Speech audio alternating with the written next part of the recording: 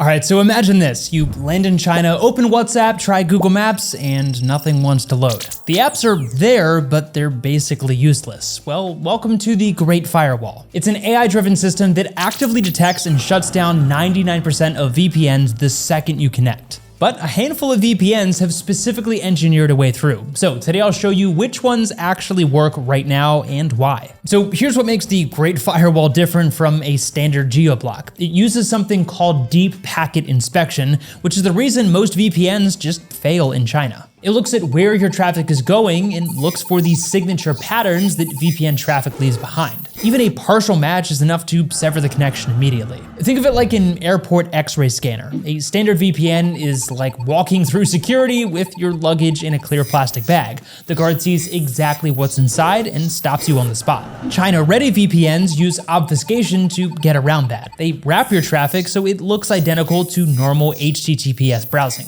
When it goes through the scanner, there's no VPN shape to detect, so nothing gets flagged. If you want a deeper breakdown on how people get around the Great Firewall beyond just using VPNs, then we've actually covered that in a completely separate video that I'll link to down in the description. China's Great Firewall has changed significantly in recent years. It now uses AI to analyze and predict VPN behavior, tracking how connections are initiated, how data moves, and identifying patterns before they even complete a full handshake. Once a VPN's behavior becomes predictable, it gets flagged and blocked completely. Premium VPNs invest heavily in randomizing and rotating those patterns to stay ahead of this, but free VPNs don't. They run on standard protocols, shared server infrastructure, and fixed connection patterns that the AI has long since learned to recognize. And in China, that's an immediate cutoff. So before we get into what works, one crucial thing first. You need to download and install your VPN before you travel to China. Once you're inside the country, VPN provider websites are completely blocked, as you probably guess. That means you won't be able to sign up, download the app, or access support of any kind.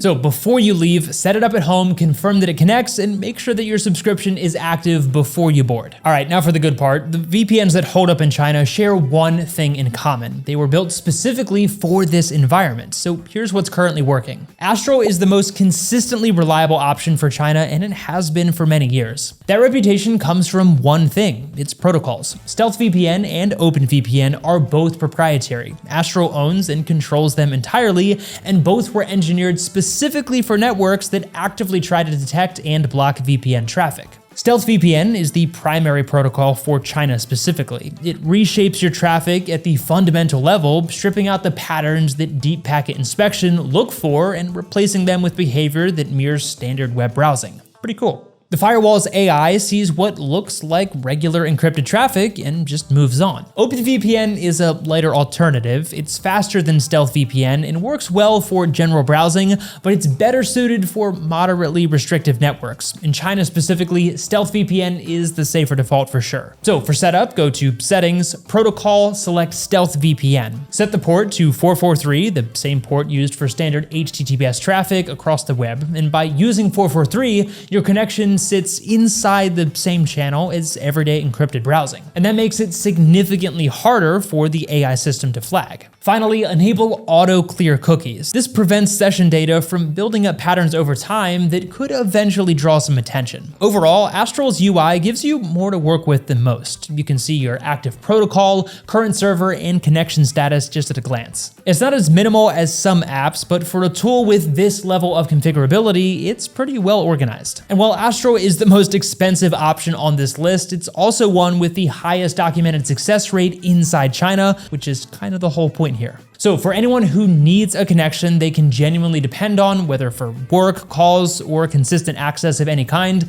then that's the relevant trade-off here. Next is PrivateVPN. PrivateVPN's approach to China centers on its stealth VPN mode, which runs on an obfuscated version of something called the L2TP/IPsec protocol. Standard OpenVPN has a recognizable traffic pattern. The firewall knows what it looks like. L2TP/IPsec is less predictable, and PrivateVPN's obfuscation layer scrambles the data headers on top of that, so there's no readable VPN signature left for the AI to catch. So for that setup, open Advanced View and enable Stealth VPN, then change the ports. Avoid 1194, which is the default OpenVPN port, and one of the first things that the firewall is going to look for. Again, use 443 or 80 instead. Both are standard web ports, so your traffic sits alongside normal browsing activity rather than standing out on a VPN connection. With Stealth VPN active and the port correctly set, the connection becomes substantially harder to identify during deep packet inspection. Overall, the UI gives you visibility into what's running. Protocol, port, and connection status are all accessible from the advanced view. It's more involved than a one-tap setup, but everything you need is clearly laid out. PrivateVPN also sits at a lower price point.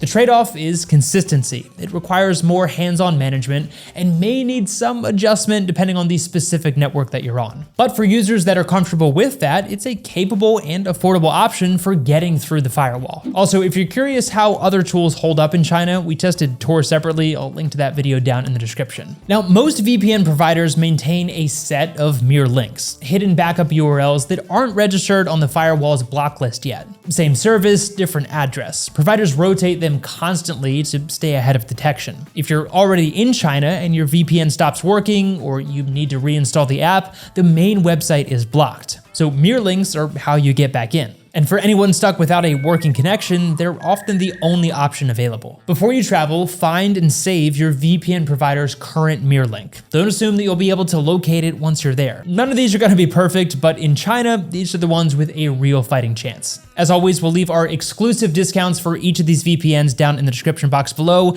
It's worth checking there before you sign up to make sure you're getting the best available offer. And if you've recently used a VPN in China, drop a comment down below and let us know what city and how it worked for you. As I'm sure you know, the situation changes quickly and that information is genuinely useful for everyone watching this. But as always, thanks so much for watching and we'll see you in the next video.